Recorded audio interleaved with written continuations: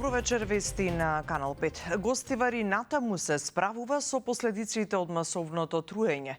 Над 1500 лица за неколку дена побарале медицинска помош, само во последните 24 часа. Имало 260 пријави на случаи со стомачни тегоби. Забраната за пиење вода останува на сила, а министерот за здравство, кој беше во посета на болницата во Гостивар, рече дека според него шансата толков голем број луѓе во период од 4 дена да се затрујат од храна се многу мали. Резултати од анализите на водата од Гостиварскиот водовод ќе има од понеделник. А Клековски рече дека нема да се прогласи епидемија во Гостивар, се додека не се утврди причината за големиот број заболени со стомачни тегоби.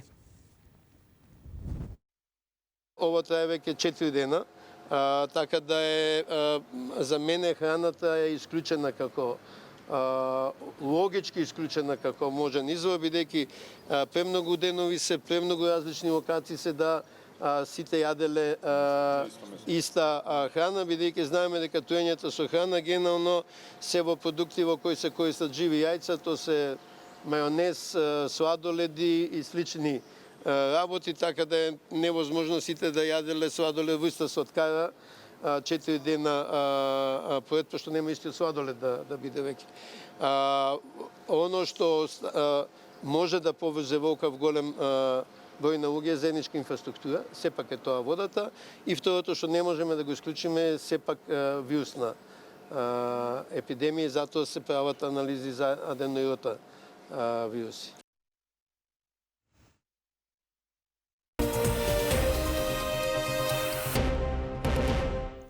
Ден по објавата на извештајот за владење на правото од Европската комисија, власт и опозицијата низ различна призма ги гледаат податоците. Премиерот Мицкоски вели дека во него се содржани и пофалби, критики и најави дека ќе продолжи јавно да бара подобри резултати во правосудството. Од опозицијата пак обвинуваат дека извештајот бил катастрофален за земјава. На темава Јана Јосифовска.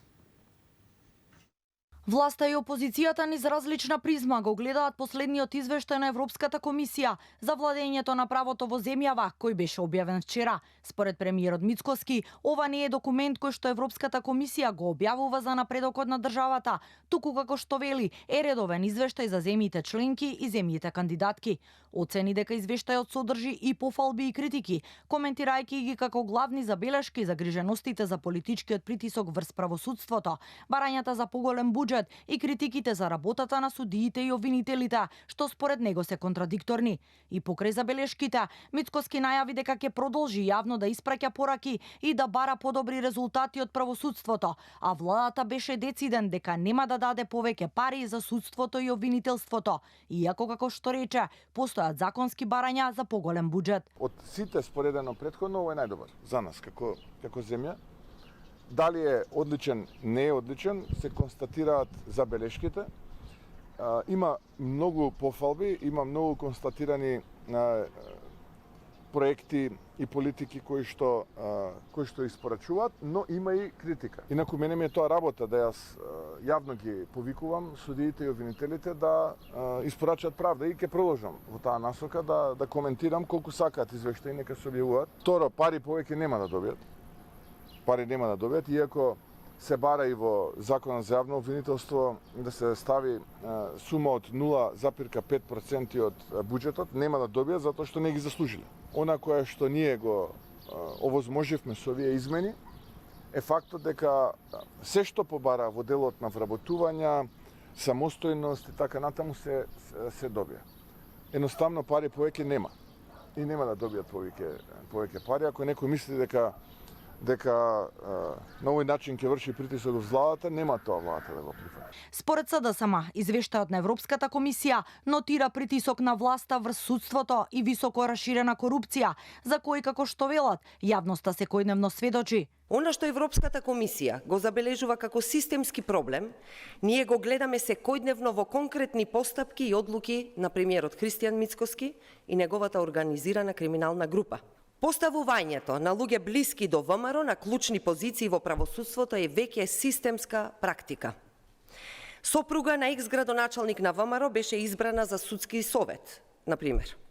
Обвинителка поврзана со Сашо Мијалков беше избрана, што покажува дека старата мрежа на криминал и контрола врз институциите повторно се враќа на власт. Инаку, во новиот извештај на Европската комисија за состојбите во правосудството, меѓу другото се нотира дека независноста на судството во Македонија е загрозена од притисок и мешање на други државни инстанци, кои, како што се вели, продолжуваат да предизвикуваат сериозни загрижености во врска со почитувањето на судската независност. Како дел од позитивните забелешки на Европската комисија, се забележува усогласувањето на новиот закон за судски совет со европските стандарди, а се нотира и подобрена ефикасност кај кривичните предмети. Министерот за надворешни работи и надворешна трговија Тимчо Муцунски во рамки на работната посета на Вашингтон оствари средба со заменик државниот секретар на Соединетите Американски држави Кристофер Ландау.